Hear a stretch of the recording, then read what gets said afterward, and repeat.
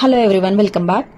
నాకు ఈ శారీ అయితే కూకట్పల్లి నుంచి ఒక మేడం సెండ్ చేసి ఐరన్ ప్లీటెడ్ స్కర్ట్ చేయండి, ఓన్లీ స్కర్ట్ చేయండి అన్నారు. బ్లౌజ్ ఏంటంటే ఈమె నన్ను చాలా షార్ట్ టైంలో అప్రోచ్ అయ్యారండి. సో బ్లౌజ్ కుట్టేంత టైం కూడా నాకు లేదు, అందుకని బ్లౌజ్ వేరే దగ్గర అయినా చేయించుకుంటాము. మీ ప్లీటింగ్ చాలా బాగుంది, ఫినిషింగ్ అంతా కూడా. సో నాకు ఈ స్కర్ట్ అయితే స్టిచ్ చేసి పెట్టండి అని అడిగారు.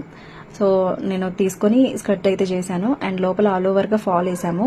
అండ్ లోపల బేబీ క్యాన్ యూస్ చేశానండి, నార్మల్ క్యాన్ కాదు, బేబీ క్యాన్ యూస్ చేశాను.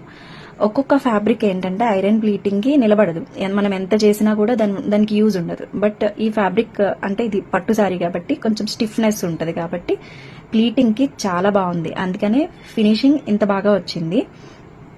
అండ్ చాలా మంది బేబీ క్యాన్ అంత ఫ్లేర్ రాదు, నార్మల్ రెగ్యులర్గా యూజ్ చేసే క్యానే బాగుంటుంది అనుకుంటారు. బట్ ఇక్కడ నేను యూజ్ చేసింది బేబీ క్యాన్. రెగ్యులర్ క్యాన్ ఏమవుతుందంటే అది వాటర్ పడగానే థిన్ అయిపోవడం, ఆ ఫ్లేర్ తగ్గిపోవడం అనేది అవుతుంది. బట్ బేబీ క్యాన్తో మీకు ఆ ప్రాబ్లం రాదు, ఎప్పటికీ ఆ ఫ్లేర్ అలాగే మెయింటైన్ అవుతుంది.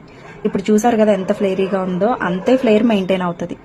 అది వాటర్ పడగానే థిన్ అవ్వడం కానీ ఆ ప్రాబ్లమ్స్ ఏమీ ఉండవు, చాలా వెయిట్లెస్గా ఉంటుందండి. సో చూసారు కదా ఈ స్కర్ట్ ఎలా ఉంది అనేది చిన్న కామెంట్ చేయండి. అండ్ వీడియో నచ్చితే లైక్ చేసి సపోర్ట్ చేయండి. Thanks for watching. బాయ్.